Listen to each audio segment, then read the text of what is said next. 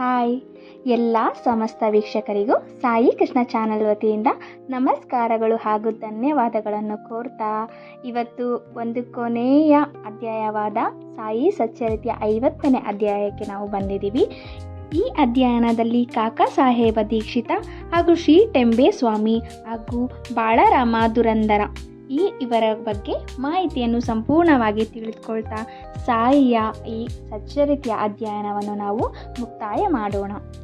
So ಎಲ್ಲರೂ curious ಆಗಿದ್ದೀರಾ ಅಂತ ನಾನು ಭಾವಿಸ್ತಾ, ಸಾಯಿ ಬಾಬಾ ಎಲ್ಲರಿಗೂ ಈ ಅಧ್ಯಯನವನ್ನು ಸಂಪೂರ್ಣವಾಗಿ ಇದುವರೆಗೂ ಯಾರೆಲ್ಲ ಕೇಳ್ಕೊಂಬಂದಿದ್ದೀರಾ ಅವ್ರಿಗೆ ಸಾಯಿ ತಮ್ಮ ಎಲ್ಲ ಇಷ್ಟಾರ್ಥಗಳನ್ನು ಈಡೇರಿಸಲಿ ಅಂತ ನಾನು ಮತ್ತೊಮ್ಮೆ ಸಾಯಿಲಿ ಪ್ರಾರ್ಥನೆಯನ್ನು ಮಾಡ್ತಾ ಇದ್ದೀನಿ. ಈ ಅಧ್ಯಯನವನ್ನು ಆರಂಭಿಸೋಣ. ಇವಾಗ ದಾಬೋಲರ ಕರ ವಿರಚಿತ ಮೂಲ ಸಚ್ಚರಿತೆ 50ನೇ ಅಧ್ಯಯನವು 39ನೇ ಅಧ್ಯಯನದ ವಿಶೇಷವನ್ನೇ ಕುರಿತು ಪ್ರಸ್ತಾಪಿಸುವುದರಿಂದ ಅದನ್ನು ಅದರೊಡನೆಯೇ ಸೇರಿಸಿ ಅದರ 51ನೇ ಅಧ್ಯಯನವನ್ನು ಇಲ್ಲಿ 50ನೇ ಅಧ್ಯಯನವನ್ನಾಗಿ ತೆಗೆದುಕೊಂಡಿದ್ದೆ. ಶ್ರೀಕೃಷ್ಣನಂತೆ ಗೀತಾಮೃತವನ್ನು ಬೋಧಿಸುತ್ತಾ ಭಕ್ತರ ಪಾಲಕನಾಗಿ ಅವರಿಗೆ ಸರ್ವಶಕ್ತಿಯನ್ನು ದಯಪಾಲಿಸುವ ಕರುಣಾಮಯಿ ಸಾಯಿ ನಿನಗೆ ಜಯತು. ಓ ಸಾಯಿ, ಕೃಪಾದೃಷ್ಟಿಯಿಂದ ನೀನು ನಮ್ಮೆಡೆಗೆ ನೋಡಿ ನಮಗೆ ಆಶೀರ್ವಾದಿಸು. ಮಲಯಗಿರಿಯಲ್ಲಿ ಚಂದನ ಮರಗಳು ಉಷ್ಣತೆಯನ್ನು ಹೋಗಲಾಡಿಸುವಂತೆ ಮಾನವನಿಗೆ ಸುಖ ಸಂತಸಗಳನ್ನು ಕೊಡಲು ಭೂಮಿಯ ಮೇಲೆ ಮಳೆಯಾಗುವಂತೆ ಅಥವಾ ವಸಂತ ಋತುವಿನಲ್ಲಿ ಪರಮಾತ್ಮನ ಪೂಜೆಗೆ ಸುಮನ ಪ್ರಕಟವಾಗುವಂತೆ ಈ ಸಾಯಿ ಸಚ್ಚರಿತೆಯನ್ನು ಕೇಳುವವರಿಗೂ ಹೇಳುವವರಿಗೂ ಸುಖ ಶಾಂತಿಗಳು ದೊರಕುತ್ತವೆ. ಈ ಮಾತನ್ನು ನಿದರ್ಶಿಸುವ ಘಟನೆಯನ್ನು ಪರೀಕ್ಷಿಸೋಣ. ಕಾಕಾ ಸಾಹೇಬ ದೀಕ್ಷಿತ ಶ್ರೀ ಹರಿಸೀತಾರಾಮ ಅಥವಾ ಕಾಕಾ ಸಾಹೇಬ ದೀಕ್ಷಿತರು 1864ರಲ್ಲಿ ಜನ್ಮ ತಾಳಿದರು. ಅವರ ಪ್ರಾಥಮಿಕ ವ್ಯಾಸಂಗವು ಖಾಂಡ್ವಾದಲ್ಲಿಯೂ ಮತ್ತು ಹಿಂಗಾನಘಾಟದಲ್ಲಿಯೂ, ಸೆಕೆಂಡರಿ ವ್ಯಾಸಂಗವು ನಾಗಪುರದಲ್ಲಿಯೂ ಆಯಿತು. ಉಚ್ಚ ವ್ಯಾಸಂಗದಲ್ಲಿ ಅವರು ಮುಂಬಯಿಗೆ ಬಂದು ಮೊದಲು ವಿಲ್ಸನ್ ಕಾಲೇಜಿನಲ್ಲಿಯೂ ನಂತರ ಎಲ್ವಿನ್ಸ್ಟನ್ ಕಾಲೇಜಿನಲ್ಲಿಯೂ ವ್ಯಾಸಂಗ ಮಾಡಿದರು. ಪದವೀಧರರಾದ ನಂತರ 1883ರಲ್ಲಿ ಕಾಯಿದೆ ಮತ್ತು ಸೋಲಿಟೇಸರ್ ಪರೀಕ್ಷೆ ಮಾಡಿಕೊಂಡು ಕೆಲವು ಕಾಲ ಮಿಸಸ್ ಲೀಟರ್ ಆ್ಯಂಡ್ ಕಂಪನಿಯಲ್ಲಿ ಸೋಲಿಸಿಟರ್ ಆಗಿ ಕೆಲಸ ಮಾಡಿದರು. ಆ ನಂತರ ತಮ್ಮದೇ ಆದ ಸೋಲಿಸಿಟರ್ ಸಂಸ್ಥೆ ಆರಂಭಿಸಿದರು. 1909ರಲ್ಲಿ ಅಲ್ಲಿಯ ತನಕ ಇವರಿಗೆ ಬಾಬಾ ಅವರ ಹೆಸರೇ ಗೊತ್ತಿರಲಿಲ್ಲ. ಆ ನಂತರ ಅವರು ಲೋನಾವಾಳದಲ್ಲಿಯೂ ತಂಗಿದ್ದಾಗ ತಮ್ಮ ಹಳೆಯ ಸ್ನೇಹಿತರಾದ ಶ್ರೀ ನಾನಾ ಸಾಹೇಬ ಚಂದೋರಕರ ಅವರ ಸಂಪರ್ಕವಾಗಿ ಬಾಬಾ ಅವರ ಪರಮ ಭಕ್ತರಾದರು. ಅದು ಹೇಗೆ ಎಂಬುದನ್ನು ನೋಡೋಣ. 1909ರಲ್ಲಿ ದೀಕ್ಷಿತ ಮತ್ತು ಚಂದೋರಕರ ಅವರ ಭೇಟಿಯಾಗಿ ಇಬ್ಬರು ಮಾತನಾಡುತ್ತಾ ಕುಳಿತರು. ಆಗ ಕಾಕಾ ಅವರು ತಮ್ಮ ಲಂಡನ್ನಿನಲ್ಲಿ ರೈಲು ಹತ್ತುವಾಗ ಕಾಲು ಜಾರಿ ಅಪಘಾತ ಹೇಗೆ ಸಂಭವಿಸಿತು ಎಂಬುದನ್ನು ವಿವರಿಸಿದರು. ಎಷ್ಟೋ ಚಿಕಿತ್ಸೆ ಮಾಡಿಸಿದರೂ ಕಾಲು ಸರಿಯೋಗಲಿಲ್ಲ ಎಂದು ಹೇಳಿದರು. ಆಗ ನಾನಾ ಅವರು ಕಾಕಾ ಅವರಿಗೆ ಕಾಲು ನೋವು ಗುಣವಾಗಿ ಕುಂಟುವುದು ತಪ್ಪಬೇಕಾಗಿದ್ದರೆ ಶ್ರೀ ಸದ್ಗುರು ಸಾಯಿಬಾಬಾ ಅವರ ದರ್ಶನ ಮಾಡಲು ಸಲಹೆ ನೀಡಿದರು. ಅವರು ಬಾಬಾ ಅವರ ಬಗ್ಗೆ ಸಮಸ್ತ ವಿಷಯಗಳನ್ನು ತಿಳಿಸಿದರು. ಅವರು ತನ್ನ ಭಕ್ತರು ಎಷ್ಟೇ ದೂರದಲ್ಲಿದ್ದರೂ ಸಪ್ತ ಸಾಗರಗಳ ಆಚೆ ಇರಲಿ ಅವರನ್ನು ಗುಬ್ಬಿಯ ಕಾಲಿಗೆ ಹುಡುಗರುಗ ದಾರ ಕಟ್ಟಿ ಹಿಡಿದು ತರುವಂತೆ ನಾನು ಅವರನ್ನು ಬರಮಾಡಿಕೊಳ್ಳುತ್ತೇನೆ ಎಂಬ ವಚನವನ್ನು ಹೇಳಿದರು. ಆಗ ಕಾಕಾ ಅವರು ಅದನ್ನು ಕೇಳಿ ಸಂತಸದಿಂದ ಬಾಬಾ ಅವರಲ್ಲಿಗೆ ಹೋಗಿ ಅವರ ದರ್ಶನ ಪಡೆದು ಈ ಕಾಲಿನ ಕುಂಟುತನ ಗುಣವಾಗದಿದ್ದರೂ ಅಡ್ಡಿಯಿಲ್ಲ, ಆದರೆ ನನ್ನ ಚಪಲ ಬುದ್ಧಿಯನ್ನು ಸ್ಥಿಮಿತಗೊಳಿಸಿ ನನಗೆ ನಿತ್ಯಾನಂದವನ್ನು ದೊರಕಿಸಿಕೊಡುವಂತೆ ಪ್ರಾರ್ಥಿಸುತ್ತೇನೆ ಎಂದರು. ಇದಾದ ಕೆಲವು ಕಾಲದ ನಂತರ ಕಾಕಾ ಸಾಹೇಬರು ಮುಂಬಯಿಯ ಶಾಸನ ಸಭೆಯ ಸದಸ್ಯತ್ವಕ್ಕೆ ಮತ ಪಡೆಯಲು ಅಹಮದ್ ನಗರಕ್ಕೆ ಬಂದು ಸರದಾರ ಕಾಕಾ ಸಾಹೇಬ ಮೀರಾಕರ ಅವರೊಡನೆ ತಂಗಿದರು. ಈ ಸಮಯಕ್ಕೆ ಸರಿಯಾಗಿ ಕೊಪ್ಪರಗಾಂವದಲ್ಲಿ ಮಾಮಲೆದಾರರಾಗಿದ್ದ ಕಾಕಾ ಸಾಹೇಬರ ಪುತ್ರ ಶ್ರೀ ಬಾಳಾಸಾಹೇಬ ಮೀರಾಕರ ಅವರು ಅಲ್ಲಿಗೆ ಬಂದರು. ಚುನಾವಣೆ ಕೆಲಸದ ನಂತರ ಕಾಕಾ ಅವರು ಶಿರ್ಡಿಗೆ ಹೋಗಬೇಕೆಂದು ಯೋಚಿಸಿದ್ದರು. ದೀಕ್ಷಿತರ ಜೊತೆಗೆ ಯಾರನ್ನು ಕಳಿಸಬೇಕೆಂದು ಮೀರಿಕರ ಅವರು ಯೋಚಿಸುತ್ತಿದ್ದರು. ಆಗ ಶಿರ್ಡಿಯಲ್ಲಿ ಆಗಲೇ ಬಾಬಾ ಇವರ ಆಗಮನವನ್ನು ಕಾಯುತ್ತಿದ್ದರು. ಶ್ಯಾಮ ಅವರಿಗೆ ಅಹಮದ್ ನಗರದಿಂದ ಅವರ ಮಾವನಿಂದ ಅವರ ಪತ್ನಿಗೆ ಶ್ಯಾಮ ಅವರ ಅತ್ತೆ ಆರೋಗ್ಯ ತೀರ ಹದಗೆಟ್ಟಿದೆ ಎಂದು ತಂತಿ ಬಂದಿತು. ಶ್ಯಾಮ ಅವರು ಕೂಡಲೇ ಬಾಬಾ ಅವರ ಅಪ್ಪಣೆ ಪಡೆದು ಅಹಮದ್ ನಗರಕ್ಕೆ ಬಂದು ಅತ್ತೆಯವರನ್ನು ನೋಡಿ ಹೋಗಿದ್ದನ್ನು ಕಂಡು ಸಂತಸಗೊಂಡರು. ನಾನಾ ಸಾಹೇಬ ಪಾನಸೆ ಮತ್ತು ಅಪ್ಪ ಸಾಹೇಬ ಗದ್ರೆ ಅವರು ಅಹಮದ್ ನಗರದಲ್ಲಿ ಆಗ ನಡೆದಿದ್ದ ಕುದುರೆಗಳ ಪ್ರದರ್ಶನಕ್ಕೆ ಹೋಗುವಾಗ ದಾರಿಯಲ್ಲಿ ಶ್ಯಾಮ ಅವರನ್ನು ಸಂಧಿಸಿ ಕಾಕಾ ಸಾಹೇಬ ಮೀರಿಕರ ಅವರ ಮನೆಗೆ ಹೋಗಿ ಶಿರ್ಡಿಗೆ ಹೋಗುವಾಗ ಕಾಕಾ ಸಾಹೇಬ ದೀಕ್ಷಿತರನ್ನು ಕರೆದುಕೊಂಡು ಹೋಗಿ ಎಂದರು. ಸಾಯಂಕಾಲ ಶ್ಯಾಮ ಅವರು ಮೀರಿಕರ ಅವರ ಮನೆಗೆ ಬಂದರು. ಕಾಕಾ ಸಾಹೇಬರ ಪರಿಚಯವಾಯಿತು. ಶ್ಯಾಮ ಮತ್ತು ಕಾಕಾ ಸಾಹೇಬರ ದೀಕ್ಷಿತ ಇಬ್ಬರು ರಾತ್ರಿ 10 ಗಂಟೆಗೆ ರೈಲಿನಲ್ಲಿ ಕೊಪ್ಪರಗಾಂವ್ಗೆ ಪ್ರಯಾಣ ಮಾಡಬೇಕೆಂದು ನಿಶ್ಚಯವಾಯಿತು. ಇದಾದ ನಂತರ ಒಂದು ವಿಸ್ಮಯಕಾರಿ ಸಂಗತಿ ನೆರವೇರಿತು. ಬಾಳಾ ಸಾಹೇಬರು ಬಾಬಾ ಅವರ ಫೋಟೋಕ್ಕೆ ಹಾಕಿದ ತೆರೆಯನ್ನು ತೆಗೆದು ಕಾಕಾ ದೀಕ್ಷಿತರಿಗೆ ತೋರಿಸಿದರು. ಶಿರ್ಡಿಗೆ ಹೋಗಿ ಕಾಣಬೇಕೆಂದಿದ್ದ ಬಾಬಾ ಅವರ ಫೋಟೋವನ್ನು ಆಗಲೇ ಫೋಟೋ ರೂಪದಲ್ಲಿ ನೋಡಿ ಈ ಸಂದರ್ಭದಲ್ಲಿ ತಮ್ಮನ್ನು ಸ್ವಾಗತಿಸುತ್ತಿದ್ದಾರೆಂದು ಕಾಕಾ ದೀಕ್ಷಿತ ಭಾವಿಸಿದರು. ಆ ಫೋಟೋ ಮೇಘಾ ಅವರಿಗೆ ಸೇರಿದ್ದಾಗಿತ್ತು. ಅದರ ಗಾಜು ಹೊಡೆದಿದ್ದರಿಂದ ಮೇಘಾ ಅವರು ಅದನ್ನು ಸರಿಪಡಿಸುವುದಕ್ಕಾಗಿ ಶ್ಯಾಮ ಅವರ ಕೈಗೆ ಕೊಟ್ಟು ಅಹಮದ್ ನಗರಕ್ಕೆ ಕಳಿಸಿದ್ದರು. ಅದು ಸರಿಯಾಗಿ ಕಾಕಾ ಮತ್ತು ಶ್ಯಾಮ ಅವರ ಸಂಗಡ ಶಿರ್ಡಿಗೆ ಹೊರಟಿತು. 10 ಗಂಟೆಗೆ ಮುಂಚಿತವಾಗಿಯೇ ರೈಲ್ವೆ ನಿಲ್ದಾಣ ಸೇರಿ ಟಿಕೆಟು ಪಡೆದಿದ್ದಾಯಿತು. ರೈಲು ಗಾಡಿ ಬಂದಿತು. 2ನೇ ತರಗತಿಯ ಬಂಡಿಯನ್ನು ಸ್ಥಳವೇ ಇರಲಿಲ್ಲ. ಅದೃಷ್ಟವತ್ ಆ ರೈಲಿನ ಗಾಡು ಕಾಕಾ ಸಾಹೇಬ್ ಅವರಿಗೆ ಪರಿಚಯರಾಗಿದ್ದರಿಂದ ಅವರು 1ನೇ ತರಗತಿಯಲ್ಲಿ ಅವರಿಗೆ ಸ್ಥಳ ದೊರಕಿಸಿಕೊಟ್ಟರು. ಹೀಗೆ ಪ್ರಯಾಣ ಮಾಡಿ ಇಬ್ಬರು ಕೊಪ್ಪರಗಾಂವದಲ್ಲಿ ಇಳಿದರು. ಅಲ್ಲಿ ಶಿರ್ಡಿಗೆ ಹೊರಡಲನುಗುಣವಾಗಿದ್ದ ನಾನಾ ಸಾಹೇಬರನ್ನು ಕಾಕಾ ಅಕಸ್ಮಾತ್ತಾಗಿ ಸಂಧಿಸಿದರು. ಆಗ ಅವರ ಆನಂದಕ್ಕೆ ಪಾರವೇ ಇರಲಿಲ್ಲ. ಕಾಕಾ ಮತ್ತು ನಾನಾ ಪರಸ್ಪರ ಆಲಿಂಗಿಸಿ ಪವಿತ್ರವಾದ ಗೋದಾವರಿ ತೀರ್ಥದಲ್ಲಿ ಮಿಂದು ಶಿರ್ಡಿಗೆ ಹೊರಟರು. ಅಲ್ಲಿಗೆ ಬಂದ ನಂತರ ಬಾಬಾ ಅವರ ದರ್ಶನ ಪಡೆದರು. ಆ ಕ್ಷಣದಲ್ಲಿ ಅವರ ಮನಸ್ಸು ಕರಗಿತು. ನೇತ್ರಗಳಲ್ಲಿ ಆನಂದಭಾಷ್ಪ ಉಕ್ಕಿತು. ಆಗ ಬಾಬಾ ಅವರನ್ನು ಕುರಿತು, ನಿಮ್ಮನ್ನೇ ಎದುರು ನೋಡುತ್ತಿದ್ದೆ, ಆದುದರಿಂದಲೇ ಶ್ಯಾಮನನ್ನು ಕಳುಹಿಸಿದ್ದೆ ಎಂದರು. ಆ ನಂತರ ಕಾಕಾ ಅವರು ಅನೇಕ ವರ್ಷಗಳ ಕಾಲ ಬಾಬಾ ಅವರೊಡನೆ ಇದ್ದರು. ಅವರು ಶಿರ್ಡಿಯಲ್ಲಿ ಒಂದು ವಾಡ ಕಟ್ಟಿಸಿ ಹೆಚ್ಚು ಕಡಿಮೆ ಶಿರ್ಡಿಯಲ್ಲೇ ವಾಸ ಮಾಡತೊಡಗಿದರು. ಬಾಬಾ ಅವರಿಂದ ಅವರು ಪಡೆದ ಅನುಭವಗಳು ಸಾವಿರಾರು. ಆದ್ದರಿಂದ ಅವೆಲ್ಲವುಗಳನ್ನು ಇಲ್ಲಿ ವಿವರಿಸಲು ಅಸಾಧ್ಯ. ಆದುದರಿಂದ ವಾಚಕರು ಸಾಯಿ ಲೀಲಾ ಪತ್ರಿಕೆಯ 12ನೇ ಸಂಪುಟದ 6ನೇ ಮತ್ತು 7ನೇ ಸಂಚಿಕೆಗಳನ್ನು ಓದಬಹುದು. ಕೊನೆಯಲ್ಲಿ ನಿನ್ನನ್ನು ವಿಮಾನದಲ್ಲಿ, ಅಂದರೆ ನಿರಾಯಾಸವಾದ ಮರಣ ಕರೆದುಕೊಂಡು ಹೋಗುತ್ತೇನೆ ಎಂದು ಬಾಬಾ ಕಾಕಾ ಸಾಹೇಬರ ದೀಕ್ಷಿತರಿಗೆ ಹೇಳಿದ್ದರು. ಇದು ನಿಜವಾಯಿತು. 1926ನೇ ಜುಲೈ 5ನೇ ತಾರೀಕು ಅವರು ಹೇಮಾಡ ಪಂತರೊಡನೆ ಬಾಬಾ ಅವರ ಬಗ್ಗೆ ಮಾತನಾಡುತ್ತಾ ರೈಲಿನಲ್ಲಿ ಪ್ರಯಾಣ ಮಾಡುತ್ತಿದ್ದರು. ಆಗ ಒಮ್ಮೆಲೆ ಅವರು ಬಾಬಾ ಅವರಲ್ಲಿ ಶೀಘ್ರವಾಗಿ ಧ್ಯಾನಸ್ಥರಾದಂತೆ ಕಂಡಿತು.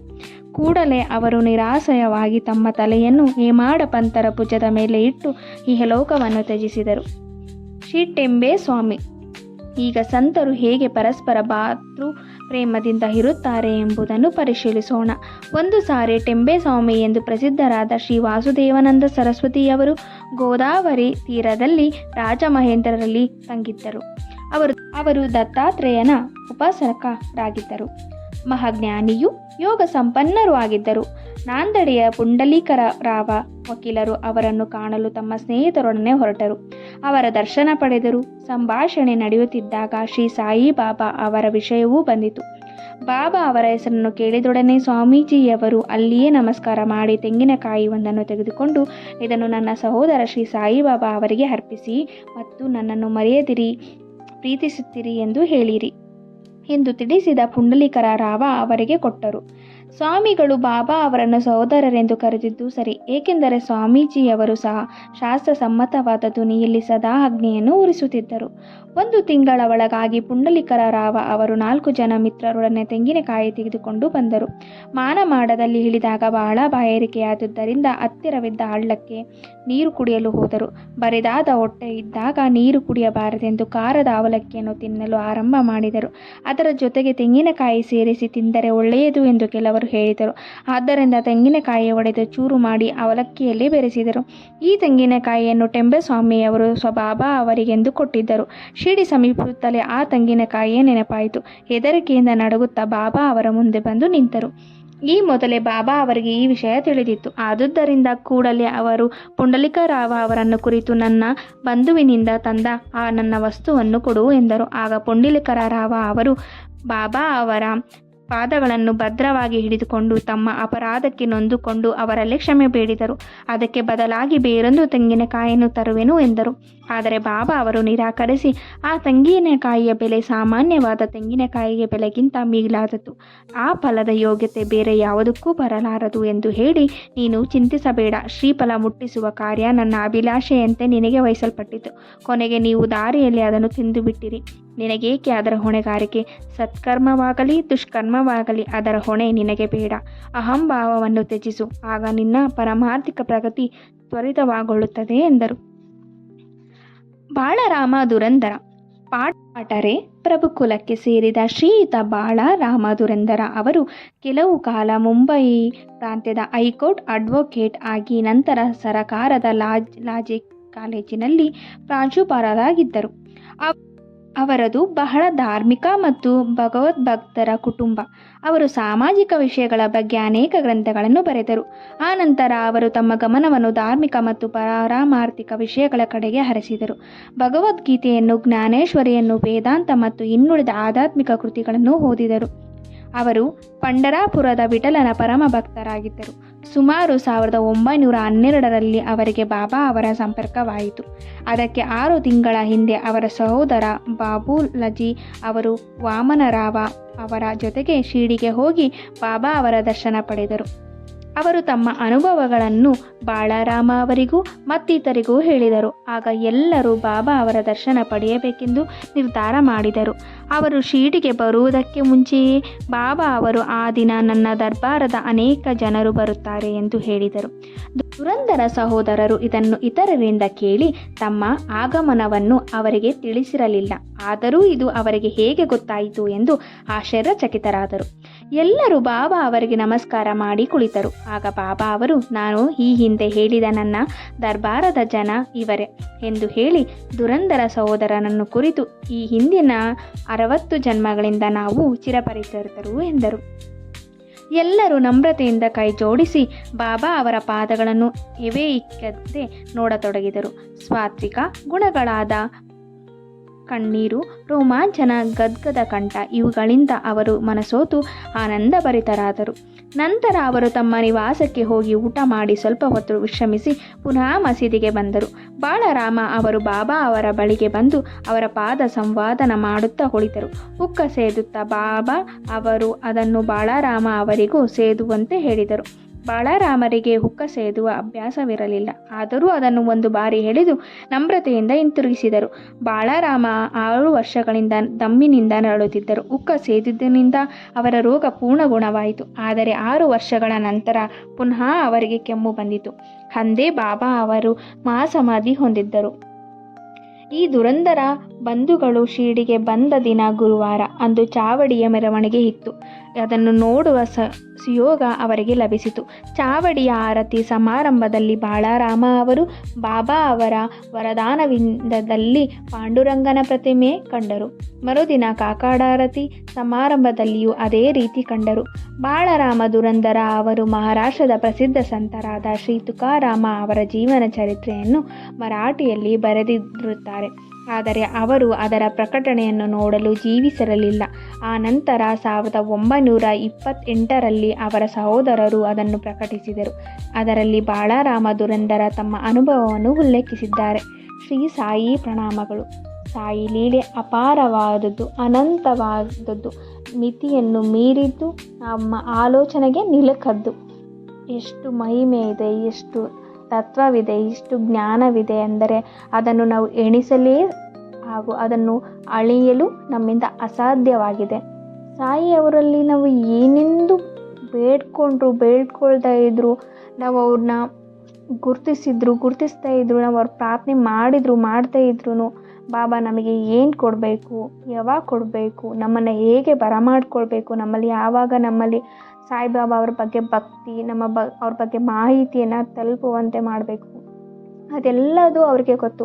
ನಾವು ಅವ್ರನ್ನ ಪೂಜಿಸ್ತಾ ಇದ್ರು, ನಾವು ಯಾವುದೋ ಜನ್ಮದಲ್ಲಿ ಅವ್ರನ್ನ ಪೂಜಿಸಿದ್ರೂ ಸಹ ಅವರು ನಮ್ಮನ್ನು ಈ ಜನ್ಮದಲ್ಲಿ ನೆನಪಿಡ್ಕೊಂಡು ನಮ್ಮನ್ನು ಸದಾಕಾಲ ರಕ್ಷಿಸುತ್ತಾ, ನಮ್ಮನ್ನು ಅವರ ಧ್ಯಾನದಲ್ಲಿ ತಲ್ಲೀನರಾಗುವಂತೆ ಮಾಡಿ, ಅವರ ಕೃಪೆಗೆ ಪಾತ್ರರಾಗುವಂತೆ ಮಾಡಿ, ಅವರ ಪೂಜೆಯನ್ನು ಮಾಡುವಂತರಾಗಿ ಮಾಡಿ, ಅವರ ಆರಾಧನೆಯನ್ನು ಕೇಳುವಂತೆ ಮಾಡುವಂತೆ ಮಾಡಿ ನಮ್ಮನ್ನು ಅವರ ಭಕ್ತರನ್ನಾಗಿ ಮಾಡ್ಕೊಂಡ್ಬಿಡ್ತಾರೆ. ಯಾಕಂದರೆ ಅವರ ಅಷ್ಟು ಪ್ರೀತಿ, ಅಷ್ಟು ಒಲಮೆ ನಮ್ಮ ಮೇಲೆ ಅವ್ರಿಗೆ ಸದಾ ಇದೆ. ನಾನು ನೀನು ನೀನೆಚ್ಚು ಅನ್ನೋ ಯಾವ ಭೇದ ಭಾವವಿಲ್ಲದೆ ಎಲ್ಲ ಸಮಸ್ತ ಭಕ್ತರನ್ನು ಅವರು ಸಮಾನ ದೃಷ್ಟಿಯಿಂದ ಕಾಣುವ ಏಕೈಕ ವ್ಯಕ್ತಿ ಅಂದರೆ ಅದು ಸದ್ಗುರು ಸಾಯಿನಾಥ ಬಾಬಾ ಅಂತ ಹೇಳ್ತಾ ಈ ಅಧ್ಯಯನವನ್ನು ಮುಗಿಸ್ತಾ ಇದ್ದೀನಿ. ಯಾರಿಗೆಲ್ಲ ಇಷ್ಟೆಲ್ಲ ಅಧ್ಯಯನವು ಇಷ್ಟ ಆಯಿತು ದಯವಿಟ್ಟು ಲೈಕ್ ಮಾಡಿ, ಶೇರ್ ಮಾಡಿ. ಸಾಯಿ ಬಾಬಾ ಕೃಪೆಗೆ ಪಾತ್ರರಾಗಿ. ಯಾರೆಲ್ಲ ನನ್ನ ಚಾನಲ್ ಸಬ್ಸ್ಕ್ರೈಬ್ ಮಾಡ್ಕೊಂಡಿರೋ ಎಲ್ಲರಿಗೂ ಹೃದಯಪೂರ್ವಕ ಧನ್ಯವಾದಗಳು.